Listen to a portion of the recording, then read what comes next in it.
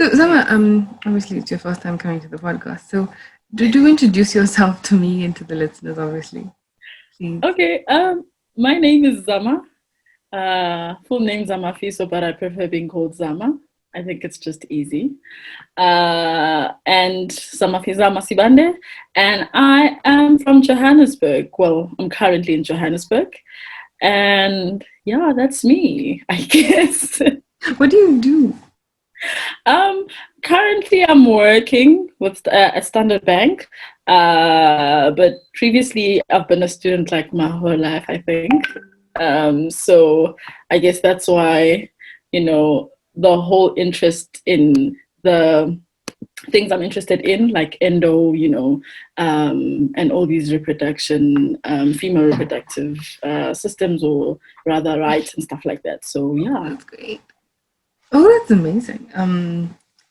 So where exactly do you think your interest comes for advocating for female reproductive rights and things like that?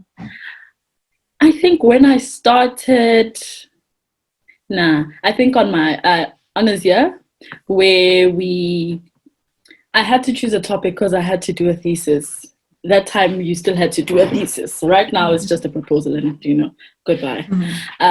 So I had to choose a topic that will like really keep me interested till, the end of the year. And I chose, I think, looking at social representation of domestic violence against women in newspapers, so text. And then, it started there, and then I took this other module called Psychology, Disability and Health, something like that. And then my topic for one assignment that I really enjoyed was access to abortion services in South Africa. Yes, so it started there. And then I saw this other ad talking about endometriosis. Didn't even know what it was. I just remember endometrial lining, from biology. And then I took it, and then, they said, okay, let's do this. And then here I am today. And I think it's quite important to have such discussions, Mm-hmm. So may I assume you did your honors? Did you go on to do your master's? Yes, so I was doing, with my master's, I looked at endometriosis. Oh, that's lovely. Absolutely wonderful. Well, congratulations on your master's. Thank you. Thank you. I'm sure it was lots of hard work, right? Do you have any so obviously I would think you to be an advocate, right, for these things, for Yeah. So I'm trying to be there, where I get information, I try, and I think more than anything, awareness is very important. That is very true. Yeah. And I like that you started this Endo Nugget. I think, is it a page on Facebook? I think it is. I think access to information is also why I kind of started the whole podcasting, because access to information.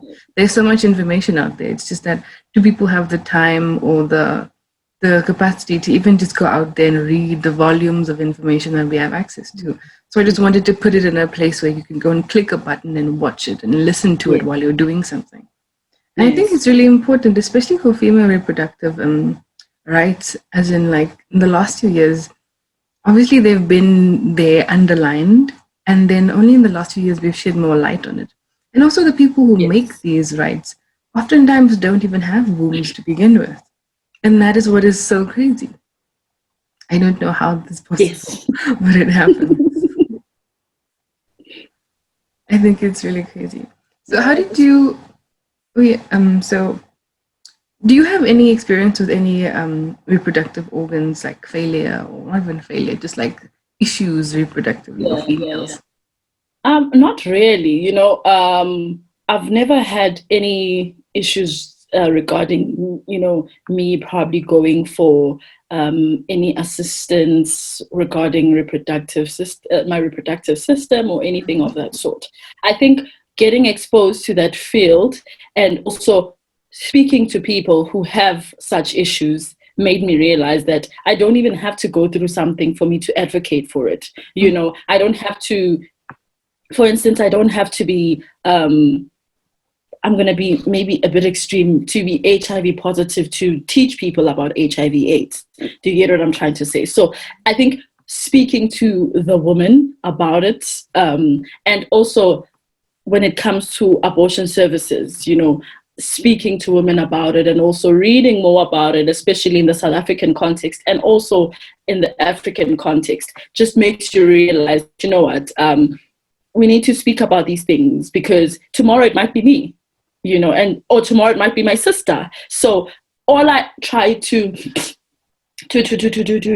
or the message I'm trying to send, or the message I send all the time, is that whatever issues that probably Keisha has might affect me also, even though I'm not, the one really affected by the situation. So, me supporting Keisha, me making sure that I know what Keisha's going through, there are a lot of things going on, including just, someone having that problem. There are a lot of issues around, like psychologically, socially, emotionally, spiritually also. So, yeah. Yeah, that is, wow, that is so very true.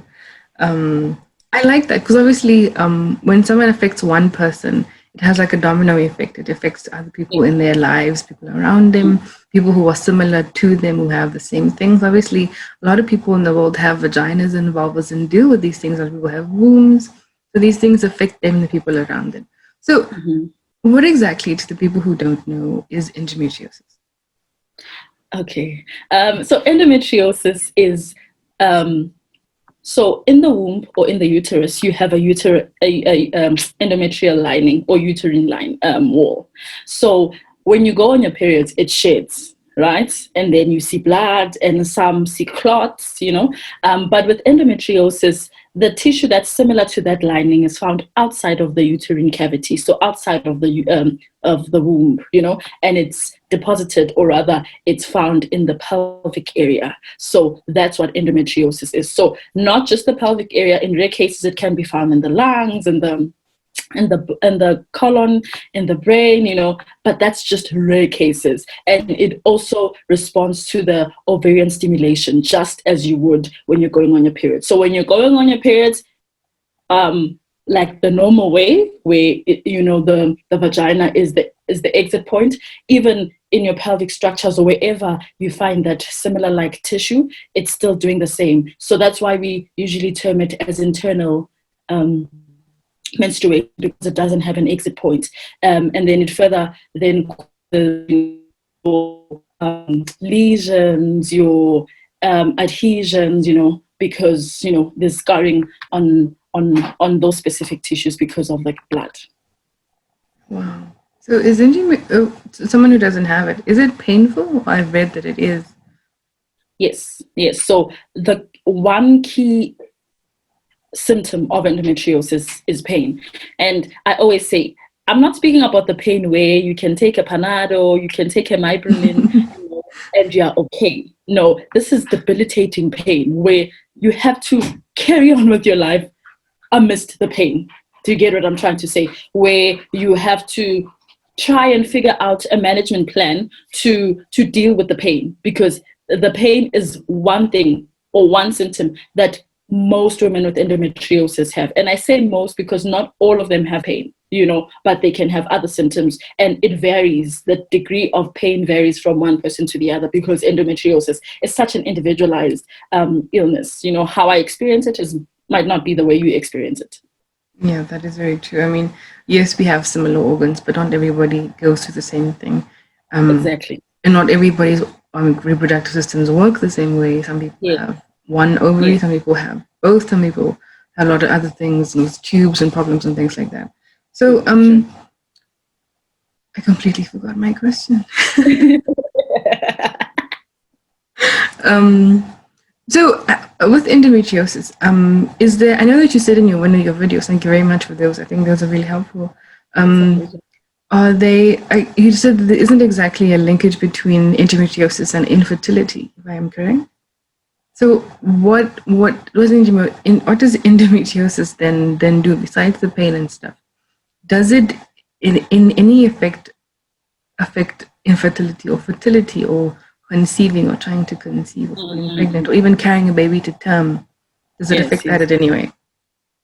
So with research, we found that there's no relationship between infertility and endometriosis. But what happens is that if Zama goes and seeks for fertility treatment because I have fertility issues, you might find that one of the reasons why you have fertility issues is because you have endometriosis. But that doesn't mean that because you have endometriosis, then you can't conceive, because there are a lot of women who still conceive even without or rather even with endometriosis. It's just that to some it's very complicated, like the pregnancy becomes very complicated, right? But and then you have those who have fertility issues and do not have endometriosis, so I think there's still more research that needs to be done on that, but currently there's no linkage or there's no correlation between those two. But you'll find that one of the symptoms of endometriosis will be infertility.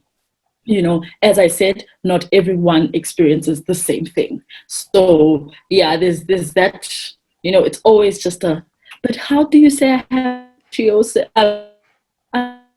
And you don't think endometriosis is a cause for that, and because it's such a debilitating disease or illness, you'll think this infertility is caused by the endometriosis. But in some cases you'll find that because the endometriosis is so severe, you are not able to even be assisted for conceiving, because questions I wanted to ask you was, obviously, what are the symptoms of endometriosis? And then also, what is the age range? Because I know that fibroids affect women in their childbearing years. What is the age range with endometriosis? Can you get it at any time in your life, or does it affect you at a particular period only, or only certain after a certain age, like menopause, for instance? Okay, so endometriosis is women of reproductive age. So when I say reproductive age, this means that when you go on your periods, you can have endometriosis. So you can be 12 years old, you can be 11 years old, as long as you have your menstrual cycle, right? So there's no age where, okay, now you're at a higher risk to get endometriosis. Now this is a lower, you're still at the age where it's, you can't really have it, but just be, so and it doesn't discriminate. Black, white, blue, purple, green, everything, all women are affected by endometriosis. And I think that's one thing that I think the research and also awareness has made, has brought to people to say, because endometriosis has always been seen as a white, affluent woman disease, which is not the case, because we didn't, not even we as Black people, but just there are a lot of women who didn't know, who still don't know about endometriosis, and they have it. That's why it's so difficult to distinguish the prevalence of endometriosis in Africa and in South Africa.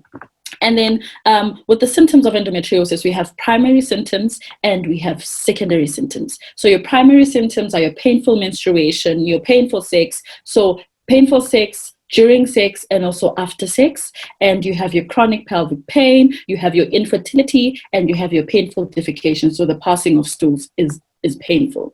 And then your secondary symptoms are your chronic fatigue, which I was looking at in my thesis. And when we say chronic, with everything that I mentioned, it's something that must debilitate you. You can't, you can rest and you can take all the energy medication, all the energy supplements, but you are still going to be tired. You are still going to have pain. We have heavy menstrual bleeding, we have abdominal bleeding, and we also have constipation, and the bloating goes hand in hand. So those are the symptoms of endometriosis. As I said, I think we need to stress this. It varies from one individual to the other. And also, when it comes to sex, you will, especially those who have the symptom of having pain during sex, I think it's when you speak to those women, you can see how hurt they are, because it's sort of, or their womanhood. If you're a wife, you question, how not of a good wife you are, how not worthy you are, even, just to have a husband. You can't make your husband happy. And when those thoughts come, obviously your self-esteem is affected, and how you approach relationships is also just very affected. How you always think, my husband will leave me because of this, my boyfriend will leave me because of this. And in some cases it does happen, where there's divorce involved, where breakups, are involved. And not because I'm a bad person, but because I have endometriosis and I can't really have sex and not have pain, And sometimes you find that they also have this fear or this preconceived idea, not idea, but thought in their mind that, probably it's because you've experienced pain and then now it's time for you to have sex with your husband or your boyfriend. Your mind just thinks pain, and then immediately when that happens, then there's pain. The mind is a powerful tool, but as I said, everyone has a different experience with it, but you'll find that there's a lot of emotional baggage and emotions and mental issues when it comes to that, because I think it's the core of humanity. You can't have sex, you can't produce. It's a lot of things. So yeah.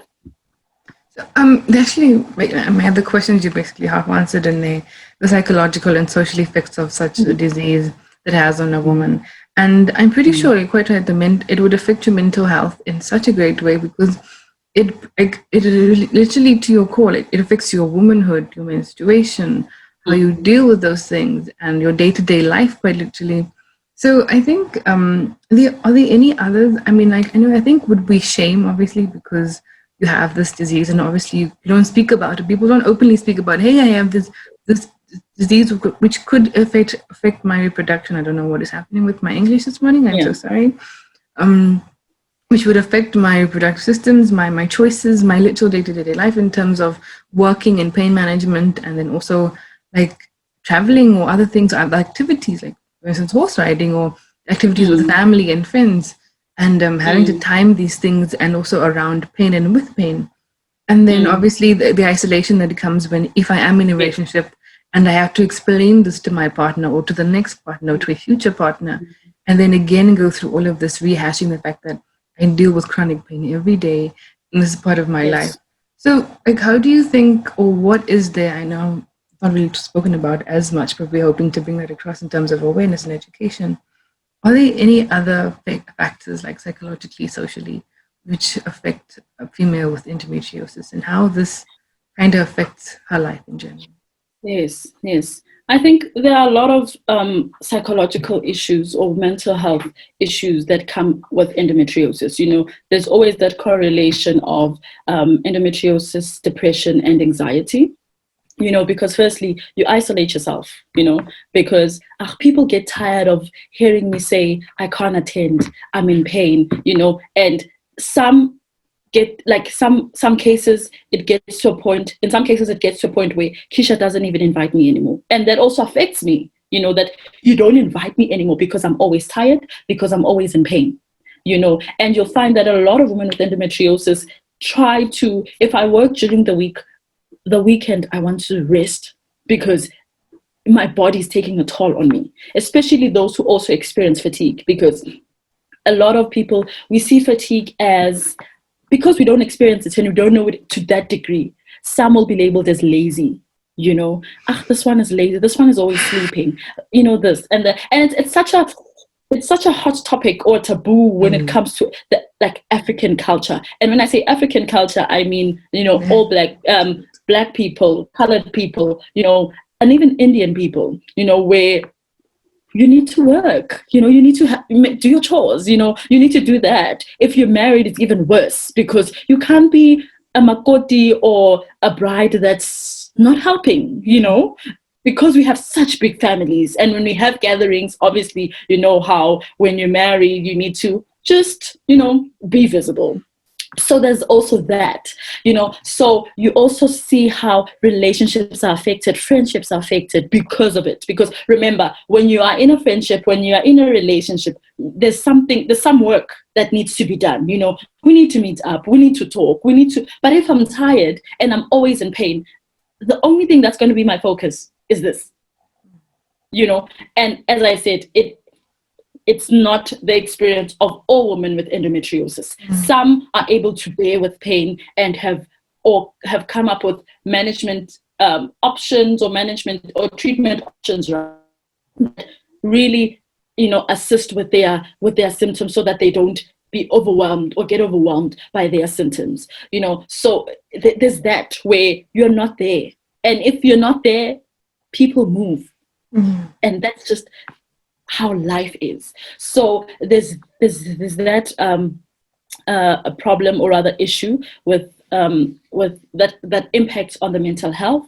And at school also, at school and at work, you also are seen as someone who can't cope, or not even can't cope, but who doesn't give all that they can to make sure that their work is, presentable, not even presentable, but at a higher level. Because remember, corporate and school, it's competitive. That's a competitive environment, So you might know your work to the core, like you might be the best person for your work, but because of your symptoms, leave days, sometimes you take sick days, you're absent from work, you're absent from school, missing school days, missing school activities, missing work activities with colleagues. Because if there's an outing, I'd rather rest than go to an outing. If I'm really having pain, and remember, because I'm at work, I still need to catch up with the chores at home, especially if I'm the only one who does them. I have to clean, I have to make sure that everything is fine. I have to cook maybe for 3 days because I know that maybe tomorrow I might not be feeling okay at all. So that is also very, very important to note. And also self-esteem, besides it being, more on the sex, but just self-esteem, because some gain weight, a lot of weight, some, lose weight, and some, when it comes to that whole bloating thing, people don't really, because they don't know about, endometriosis or any other illness that's related to being bloated, especially when it comes to women. You're being seen as, you're pregnant today, tomorrow, or the next month that I see you, you're not pregnant. What's going on? So there are those issues, and that's why I think it's important to raise awareness, so that don't just go to a person and say, how far along? You don't know what's going on. Yeah, that person's womb is not your business. Exactly. Like someone's weight. It's not, you don't know what's going on. So that's the issue with people who just don't know about, or who are not aware rather, about what's going on, just besides endometriosis. When it comes to women, I think because of the reproductive system, because of the issues that we are facing, and that we can't speak about, we just need to relax. And I'm speaking about women because I'm a woman. I don't know what men go through. I have some, idea, and that's why you'll never, see a lot of women going to a man and say, why are you so fat? Why do you walk like this? Because we know that some issues are very sensitive, and we really need to be kind to people. And also, I think more than anything, it's just the mental health issues. More than if I'm experiencing endometriosis, I might have issues because they come internally, but others come from outside people, externally, where people see me like this, people say this, and it gets to my head, And then there's that issue of, I found this term last year, and I was so happy because, it makes me sound learned. We have what we call exulences, and it's a concept that sort of means, or it simply means, I am not able to share, or I get tired to share things with Keisha because Keisha doesn't relate to what I'm saying, and Keisha will not understand it. So I have endometriosis. I just get tired or bored, or I don't see the need to share it with you because you can't relate to it. You don't experience it. Therefore, you don't know what it is. And I think we can't allow people to get to that point. Yes, they will get to the point, but if we have this information And being the people who are kind, who are always trying to support, we can't let people around us get to that point, especially when it comes to you as a person who knows. Yes, to other people, yes, you can't share everything with other people. But if Zama or Keisha is there, I know I can talk to them, even though they don't experience or they don't know the pain or the gravity of what endometriosis does to you, but they have an idea. And you'll find that immediately when you have an idea about endometriosis, these women are they speak. Like, they speak. If you get into that, they speak, and they will tell you exactly what's going on. And I think one thing that we can learn from them is understanding your body and listening to your body, and that's one thing that will always be a common factor with all of them, that you need to listen to your body, and when your body says sleep, sleep. When your body needs, because they are always in a trial and error kind of vibe, because of trying to find treatment options or management strategies that will assist them with their symptoms. Because what I always say again, endometriosis is a disease coping issue. So you cope with it, you manage it, and you manage the symptoms, not the endometriosis. So that's why we can't heal it, we can't cure it, because there's no cure. We don't know. Yeah, we don't know what it is, we don't know what causes it. But what we can do is try and manage symptoms. Yeah, that's literally my other question. Is there a cure for it? But we know that there isn't. It's just managing your daily life and balancing everything else. And then obviously living with the pain, unfortunately.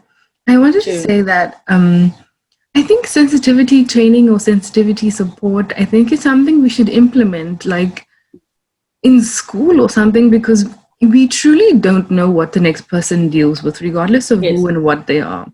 We need to approach people as if they are blank slates. We don't know anything, whether they look one way or they look one way this week or next week it's different, because we don't know the full story of anybody by the way they look. Like, literally, don't judge a book by its cover. That should be applied to human beings on a daily basis, especially females.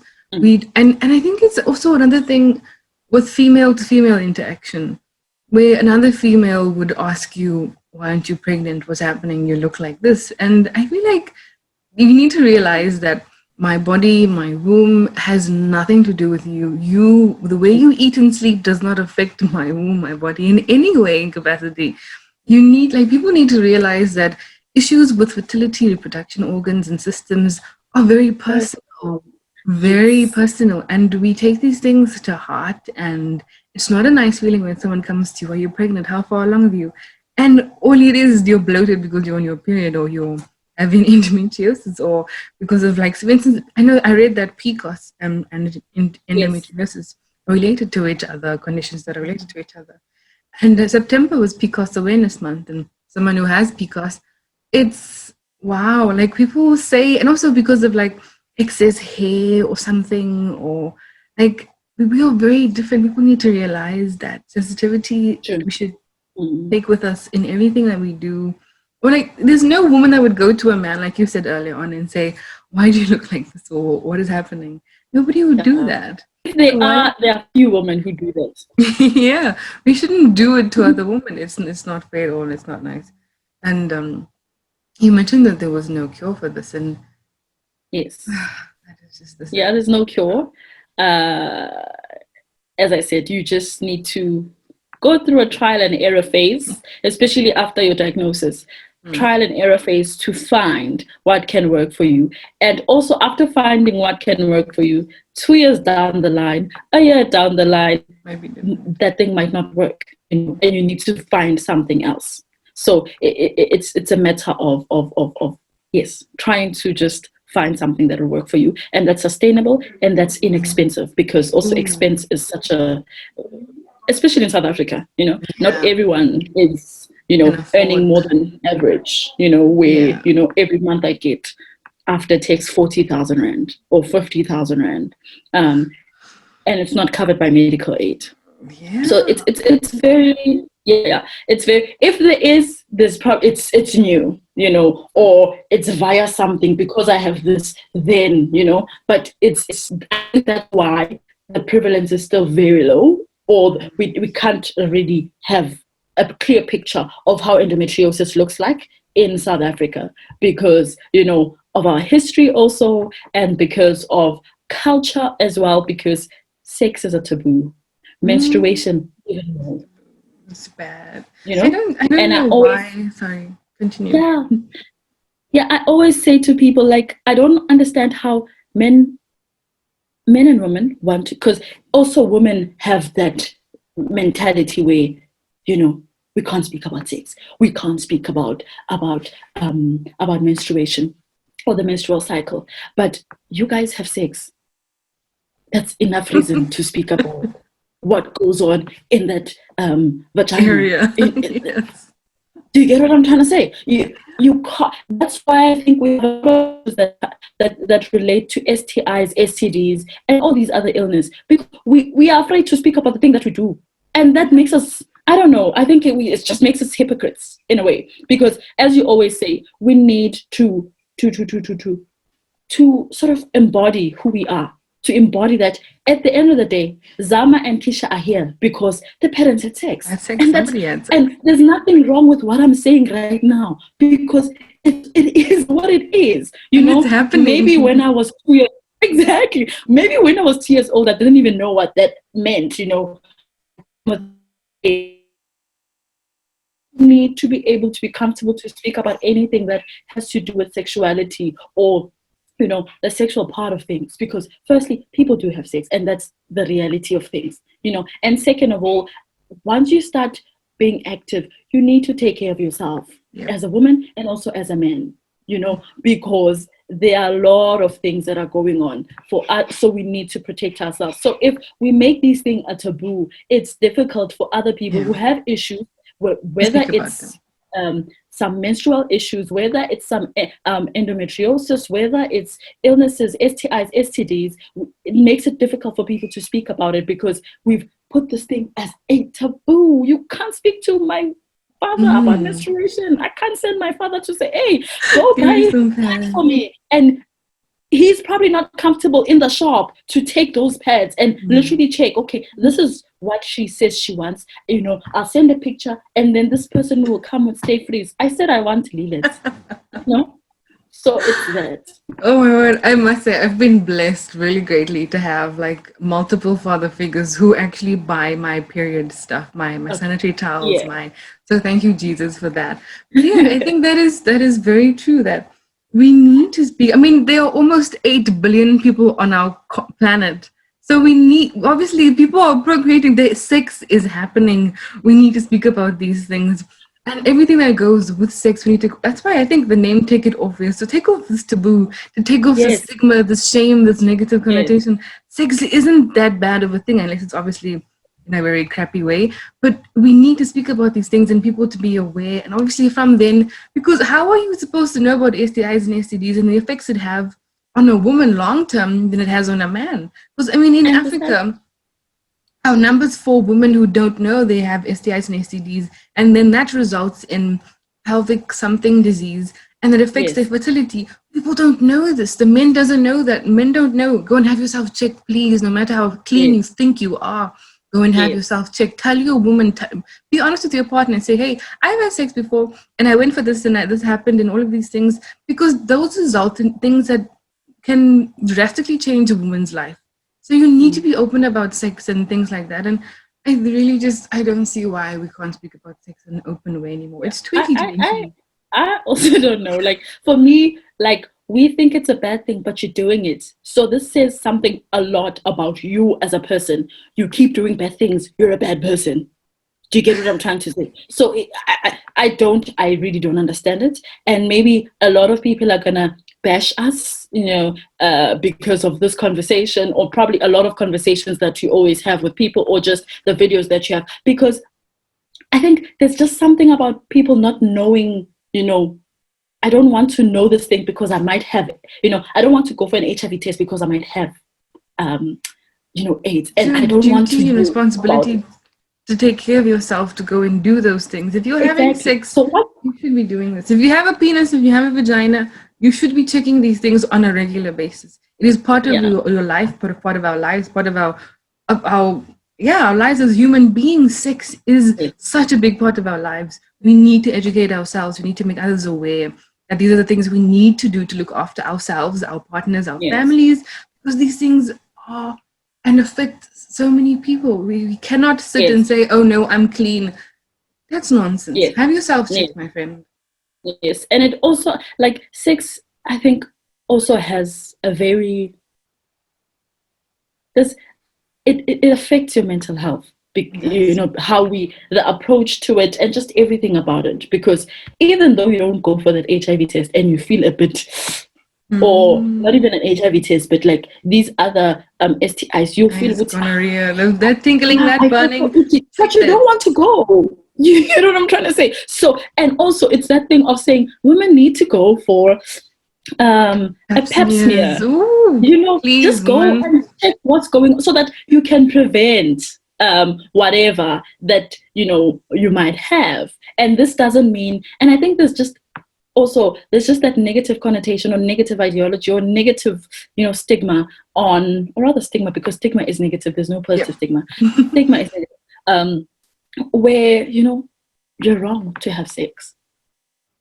I think what we always say, especially when it comes to women, we are always bashed at because of that.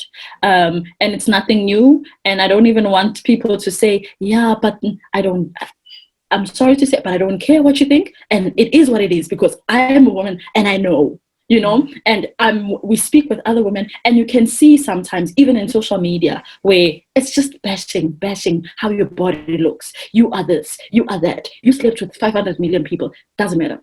But I think it's quite important to. Now I lost my train of thought because wow, it's quite important to learn about these things, and also to note that once you start being active, you have a lot of administration you need to take off in that company. You need to register that company. You need to do that. Because there's a lot. And I think it also pulls down to, because we said we were going to speak about abortion. It sort of pulls down to that, or goes down to that, because we need to know that everyone has free will. And I know philosophically do we really have free will? There are going to be questions about that. But all I'm saying is that I'm free to do whatever I want. Just like I can decide to go to school, just like I can decide to go out and buy a bubble gum, just like I can decide to date you as a guy or as a woman. I am at liberty to do what I want to do with my body, because it's my body. And if you're going to guilt trip me about God and everything, it's between me and God. It's fine. Amen. And it is what it is. And I think it's one thing that we need to, especially Christian institutions, like be it church, be it whatever, we need to have such conversations, And if you think God is going to punish me, then so be it. Let it end there, and I'm going to deal with God. Because at the end of the day, we cannot decide what God is, what God does, how God approaches things. You might find that one day you don't go to heaven. I will, and I just had an abortion. What are you going to do? Do you get what I'm trying to say? So it's very important to note that it doesn't mean that you're a bad person because you had an abortion. It simply means that you just decided, because you saw, which, what, I don't think I can handle this. I don't think financially and even the Constitution has that. Section 12. Exactly. So that's why I always say, because accessing these services is tricky also, because you're bashed at. Why are you doing this? You're at the very place I can do a TOP, termination of pregnancy. They look at you funny, your age. And it's Section 12, like bodily integrity. You choose the way you procreate. You choose what you can do with your body. And I think, our constitution is supposed to be the supreme law in our country, and it's like, those people, again, sensitivity training, no matter who is coming for an abortion or why they're coming for an abortion, it is still their choice, their body. You need to recognize that you don't know anything, nothing about this person, on whether they are financially capable, whether they are emotionally and mentally ready to have a baby at the present moment. You cannot be, and I feel like those backstreet abortions are those posters that I see. When I took the train in high school, I saw those posters everywhere in trains. Abortion this, abortion that. And I would take them down. And also a few other train goers, passengers, would also take them down, because like the government, you're able to go for free, and it's so much safer. And people also need Yes. to realize and also know that we need to make an abortion normal and safe for women's safety and well-being. It is so Yes. important that a woman is safe enough to go and say, I'm going to a government clinic to have this procedure done, because if I go to a backdoor place, I might Yeah. get hurt, and those things Yeah. will have lasting effects on me and my mental health Yes. again, because abortion Yes. and sex itself affect your mental health. So, Yes. oh my word, the fact that people are still, no, abortion this, abortion that. Are you going to pay for that baby, my boo? Are you going to You're not financially, gonna take care of yeah, are it. you going to mentally be with me when I give birth or when I have to do all of these things for this child? No, you Mm. aren't. So keep your nose out of my business and let me do what I need to do for myself. Because obviously it's all Mm. about you and your bodily integrity and your freedom Mm. of choice and whether you want to do this or not. And I also think the tricky thing is in a relationship where two people all of a sudden fall pregnant and then the woman decides, we can't afford this baby financially or mentally, all of the colleagues. So I need to do this. And also it's for me. And I think there where men usually say, but that's not fair and whatnot. And I think, if you are carrying that baby, by all means, it is up to you. But you aren't. I am the person who's carrying that child. I have to bear the consequences for the next 9 months. Also the Mm. stigma, because maybe I'm a teenage pregnancy, or maybe I'm in university my first year and I fall pregnant, Yeah. or maybe I'm just started working and then all of a sudden I have to take leave in a few months' time for maternity. And Yes. who says I'm going to have the money then to even get paid maternity leave? And these things Yes. are tricky in the workplace and the environment. And then also it's just, I don't think people realize the domino effect again that pregnancy and abortion has on one's life. Yes.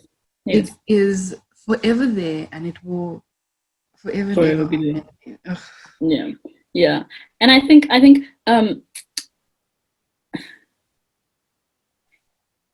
always say a lot of things, but I always say that if you are pro-life, it's okay. Like it really is okay, And we will not come and judge you because you're pro-life. If you think that way, it's okay. Just like I am pro-choice, it's okay. Because we all have different Opinions and views. values or value system and what we deem as important and not important. And it is informed by certain things because our environment informs us, our worldview. And I can't blame you that whatever that has happened in your life and everything and how you were taught and the values that you were taught, your culture and everything influenced you to be a pro-life. But if I decide as a person, because I am pro-choice, I decide that, you know what, I am going to have an abortion. It's my decision. And if I decide to advise Keisha the way I think is best, it's okay. But Keisha, at the end of the day, will make her own decision. And I can't bash at her or judge her because she kept the baby and I said, just get rid. Because more than anything, I was doing what's this called, human sexuality, as a module in my undergrad, and you find that there are advantages and disadvantages, whether you like it or, not, or you don't like it. There are disadvantages and advantages to abortion. And one of the advantages that which can also be like an inverse of it, where after having an abortion, this individual feels free. They feel free, they feel emotionally, I am okay. And then Zama comes because Zama's pro-life. Zama wants to make that person feel bad. And it can be an inverse of it. The disadvantage can be you feel bad because you killed someone. You killed a child, a baby. Let's not go there. But, Yeah. that's what it is. And when you look at the laws and everything, you are free to do it till 13 weeks. And then after that, you go for these hospital procedures. And they state clearly if this is what's going on, if you can't, and they include financial, means. If you can't financially, if this is the reason, then you can do it. And then when it's almost like late term, that later on there, Yeah. if there's a It's 20 weeks. there's if you are not safe or the baby is not safe and it's causing some difficulties and health concerns, then you can do it. And the shocking thing is that, yes, I cannot dispute the fact that, even men can have their own, like, we have our own stigmas when it comes to their issues. But you'll find a lot of issues or things that women have, men always have issues, and some women have issues about it. It's always just a taboo when it comes to women reproductive issues. How you think you can carry on with life when you have 5 kids. Who's gonna look at you when you have 5 kids? Who's gonna look at you you're gonna have a lot of issues after you have this abortion. And how? So I think it's very important, whoever's listening today right now, like as we are speaking, please just look at yourself in the mirror or rethink how you're looking at the world, how you're looking at people and their issues. It's very important that you become a safe space or a safe place for people, even if you're not going to say much. Sometimes I think silence is very golden. Just shut up and move. And if you don't agree, it's okay. It's okay. And if you think that someone is sinful, it's okay also. Leave them to deal with their sin. There we go. It's okay, really. Like, it's really okay. And that's why I always say we need to have such conversations, because we're having conversations here. But the problem is in those institutions, especially religious institutions, where people think it's okay for them to say, you are going to hell. And then you have these nurses who as if they're going to be the ushers at the door saying yes. Exactly. And then you also have those nurses who are pro-life and are doing these things and are these girls, not bearing in mind that there are after effects to this whole thing. And also they took an oath. How dare they judge somebody else? Exactly. The law clearly states, if you feel that you cannot handle this, refer, because where now you don't want to deal with it. But in some cases you have to deal with it because it's your job and you don't have a choice. Maybe someone is busy, or this nurse is not available, and you can then do it. I think it's high time that we are very sensitive to people's matters and people's health. If you want to advise, sometimes I don't think these nurses and these other people who are bashing at people mean like bad. They don't try to be mean, but they just don't have an approach to things. So have an approach. If you want to advise someone, but in a loving manner, and in a non-judgmental vibe. Say, listen, my child, this is what's going on. I've seen this, because you've seen a lot, especially as a nurse. You've seen a lot. This is what's going on. And I think as a mother, because I feel, especially just in South Africa, like, especially like non-white people, like everyone is your mother. Yep. Like everyone is your mother, So my child is your child. There we go. Exactly. As a mother, I think this is what's going on. But at the end of the day, it's your decision, because you know yourself and your situation. And you can support that person. I think support is also very important. Exactly. For someone who has endometriosis, for someone who's going for an abortion, for someone who has PCOS, support. People need, and that support comes in various ways. Whether it is you accompanying this person to the hospital on a particular day, just sitting there and being there for them. That is support in itself. Coming over with maybe some food after surgery or whatever it is support. Being there, not saying anything, Jesus, is support. People need to realize that.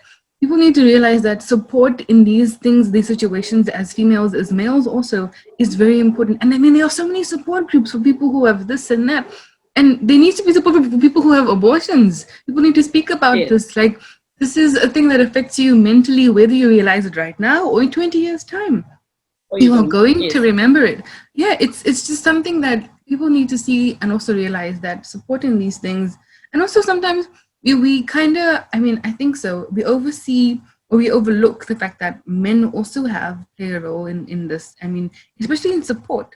Sometimes it is our partners, it is our husbands, our whatever they are to us, that can support us, or the way they look at us, or the way that, I'm disappointed. And it's you also have a role to play. It's not just a woman. Sometimes it's men bashing women because of, who's going to love you after this and who's going to. And that's not fair. Nobody deserves that. No matter what that person is doing, has done, or will do, nobody deserves that. And not only is support really important, I think that just being open minded, you need to see that the world doesn't end where your nose stops. People's opinions, yes, you're entitled to it, whether it is wrong, incorrect, whatever the hell it is. You need to realize that people out there are going through different things, difficult things, at times that we don't know about. And that you should think before you speak, quite literally. We literally have an entire act, the Choice Act, that governs abortion. They don't know it. They don't know it. Do you honestly think that? That's very true. It's literally made in 1995. That is so many years ago. Guys, you need to know about these things. Yes, Constitution is supreme, but we also have a Choice Act which governs abortion and tells you all the things you need to know about abortions. Yes. And also, like, as a nursing, as a medical professional or nurse, my mom's a nurse. Wonderful conversations I've had with her on this. And you need to, I mean, they also have ethics training and things like that, and whether you want to work in an environment like that. But sometimes, you know what, you truly don't know the next person's struggle, why they are sitting in that room waiting for the TOP, termination of pregnancy. You don't know anything. And it's not like they like it. Exactly. We're not coming here for shits and giggles. Nobody goes to those places for shits and giggles. No. That's for fun. Just to have a picnic. No. It is life-changing decisions that happens in those corridors, in those wards, in those waiting rooms. And I wish that people were just so considerate. I mean, as a human race, we need to be more considerate of people and other human beings. We truly don't know. We are the cause of our problems. We are the cause of our problems that we don't realize. True. Yeah. I think for me, my last, because I can see the time and you need to go. Oh, yeah. Yeah, because now you're enjoying the conversation. I'm different. I can go on and on. But I think the last thing that I can say, especially to someone who's going through such, who's thinking about it, you know, tomorrow I have to go or next week I have to go, is don't seek validation from other people, you know, because you are responsible for you. And that's how life is. Yes, it's nice to be affirmed, you know, in the decisions that we make, but sometimes you have to go alone, you know, and more than anything, you are worth it. You are beautiful. You are worth more than, I don't know, anything that you can, even gold. It's just material, you know, you are worth more than anything. So it's difficult to not listen to people, but be grounded, know what you want, and go for what you want. And if it means that, and if it means that you need to remove certain things, certain people in your life, I don't advocate for removing people, but for your mental health, do it, you know, because at the end of the day, we are a product of what we keep around us, of what we see around us, and association is very important, you know. Our parents usually told us, and we're like, I was not there when you were young, or whatever the case is. But it's very important because in your difficult times, those people are going to carry you, you know, and you don't want to have people close-minded. Stay away from close-minded people. They are needed somewhere, somehow, but don't make them your bosoms. Don't make them your bosoms, you know. Just that's why I say you are special. Your journey is special. Your journey is not my journey. And we can literally go for one thing, but our path or our journey or our trajectory is not going to be the same. You know, so love yourself even after difficult decisions. That's very important. After challenging things where it's against the norm, love yourself. Love yourself. Be kind to yourself. Be gentle to yourself. And as endometriosis, a woman with endometriosis would say, listen to your body. You know, listen to your body. And because people don't know what you're going through, don't try and, you know, be like them. They're not going through what you're going through. Yeah. You know, and at the end of it all, you are still human, you're still a woman, you're still worth more than anything, even after abortion, even after, you know, having a baby and not being ready for it because people were pressuring you about it. You know, yes, advice is important. You can go to your mom, you can go to whoever, your family, whatever, but at the end of the day, it lies with you. And to those who are bashing at women for whatever reason, especially because we are speaking about sex, reproductive rights, and all of those things, abortion and endometriosis. I think we understand that you're a product of something. We do understand, and sometimes our values and our thoughts and our ideologies are affected or are influenced by something else. But I think it's high time that you move out of that cocoon, break that shell open, and be open-minded. Life is not about you. The world is not about you. People's decisions are not about you. We cannot revolve things around you. But what I can say is that we also need you, as much as you are pro-life, and there's nothing wrong with that, and judging people. I think it's always important to think, how would I feel if someone were to say this to me? Right? Yeah, like, will it make me, and if it's going to make you happy, you have a problem. You really have a problem.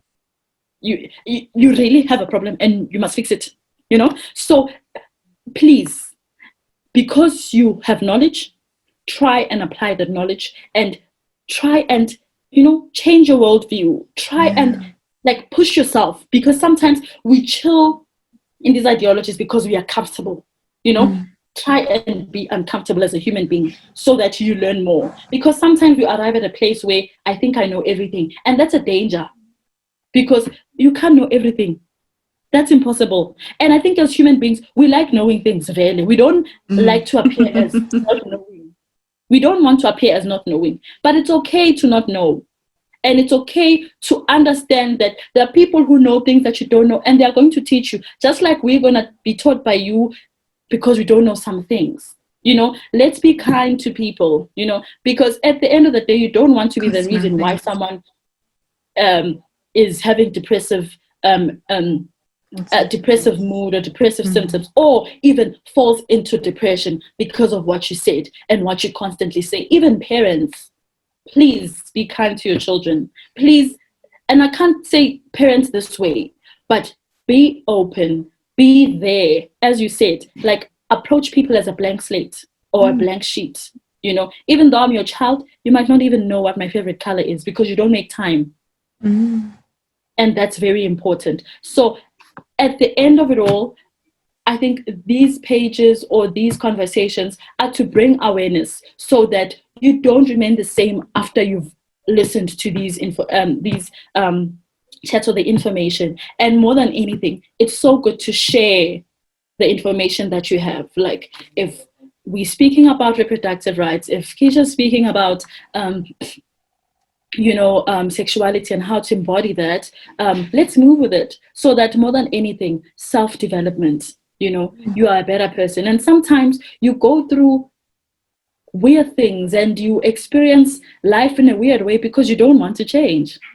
And the people you're judging, they are moving, and that's why you're judging them. So let's stay, weight, infertility or fertility, decisions of sex, decisions of anything that has to do with reproduction is not your business. Just like I would never say, well, sometimes I would advise, but I would never judge someone to say, you haven't circumcised. What kind of a man are you? Are you even a man? People don't do that. That is so true. But it's very advisable health-wise to do it, because that cheesy substance is not okay, my friend. So, and that's what we learn in human sexuality, where there's a cheesy substance, which is a smegma, which you if you cut or circumcise, you don't have it, So those are the things, and we educate people. And I think one day we have to speak about that. But that's we'll why have a whole men's health. I agree with 100% with what you said. It really costs nothing to be kind to the next person, or to your child, or to your cousins, your siblings. It really costs nothing. And we truly don't know the next person's struggles and stories. Yes. And I'm so grateful for platforms like this and conversations like this, so that people can be aware and be responsible and be actually informed, because then from that you can make informed decisions for yourself, for your partner, and that way you can better your life and self-development, because those things are really important for us as human beings, and how we interact with people, how we see ourselves is very important. So yeah, we really need to speak about these things more often Yeah. and make Imagine awareness. having a husband Who doesn't know who even where the clitoris is? Jesus, um, yeah, and also circumcision and things like that, and men's health. And please go and check. You really can't say, "Oh no, I'm clean. I wear condoms." You don't know if you're clean.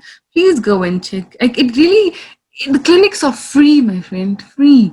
Free. All it takes is an hour or 30 minutes of your time to go there, make an appointment, set the date, go do the screening, go do the things. It really won't take from your manhood to do these things. And woman, it I think really doesn't take away from your womanhood to just go and check. There's no harm in exactly. asking questions and going seeking help. Ask, please ask. And even if it's you silly, if you want to Google, but ask another person, ask an expert, ask us. We'll find out for you. And then take it off. We'll do a whole segment on whatever you ask about. Please feel free to ask. There literally is no harm in asking. If you want to know Yeah. something, please ask. I mean, like, that's how you learn. That's how knowledge get exchanged. You ask questions, we have a conversation about it, things like that. You can't just be leaving things and then expecting, oh no, we're fine. I'm okay. I don't have STIs. I don't have STDs, but my pee is burning. And these things catch up with you in the later years, but I think it's very advisable to, like, every year, give yourself time, maybe beginning of the year, to just check everything so that you know where you stand. Mm-hmm. And then if it needs to, like, there's those tests where you have to do them maybe every after 6 months, then do that. Just, it must be top of your list, because you function, because Priority.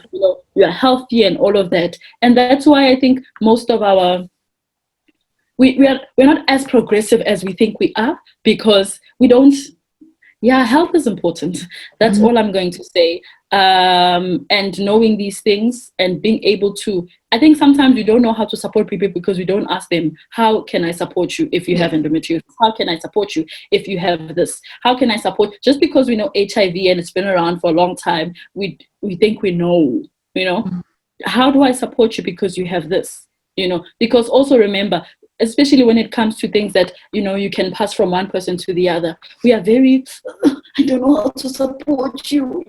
So also state, I think open conversations are very important, to say, Mm-hmm. hey, this is what's going on. I'm always scared when there's blood around, and sometimes your spoon makes me have those conversations, to say, and then at the end you realize, dude, I can't give you HIV or endometriosis just by sharing a spoon.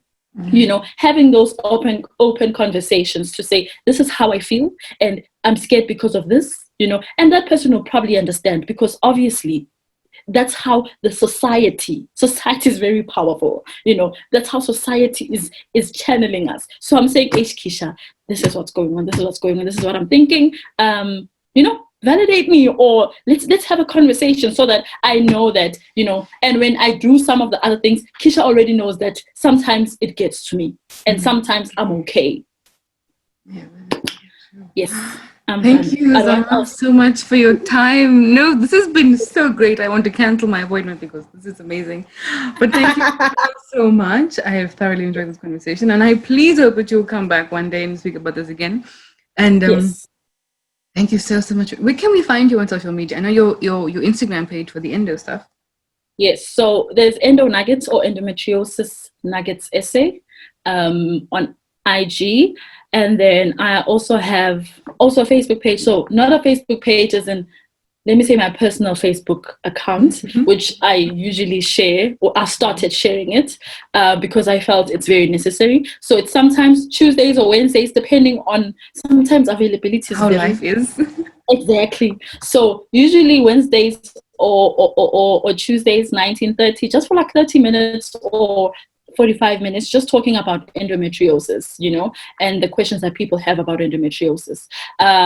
And then, yeah, that's what I share on my personal page, which I'm hoping maybe one day will grow, and then I'll make a page. Okay. But for now, I have a new page on IG, which is Endo Nugget, and I share, things about endometriosis. It's still new, so also time is, yeah, content creation is not easy. So Yeah. Yeah, so that's where you'll find me, and also on Instagram, nom_b, but I don't usually share endo stuff there. But endo nuggets, Oh I yes, you share. sell honey. Where in Johannesburg do you sell honey? Yes. So we've recently started sort of not shipping. I can't say shipping because you know, but we recently tried, sending it to people in East London, in, various places, because we're selling around Joburg. It's just that the thing is with me is the cost of delivery can't be the cost of, like, the cost of a product can't be the same as the cost of so that's the issue, but we are fixing that. Yes, please check Nombi Honey on Instagram. For any honey, especially if you are in the Gauteng area, hit me up. But yeah, we'll speak there. Right now, don't speak about food, because these people must know that it's not okay to judge people. There we go. Exactly. Thank you so much. Thank you I so hope you much have for a lovely day. You too. Thank you so much for the opportunity. I was actually a bit nervous because I was just like, oh my. It's okay. Thank you again. Hey, have a great day. Thank you so much.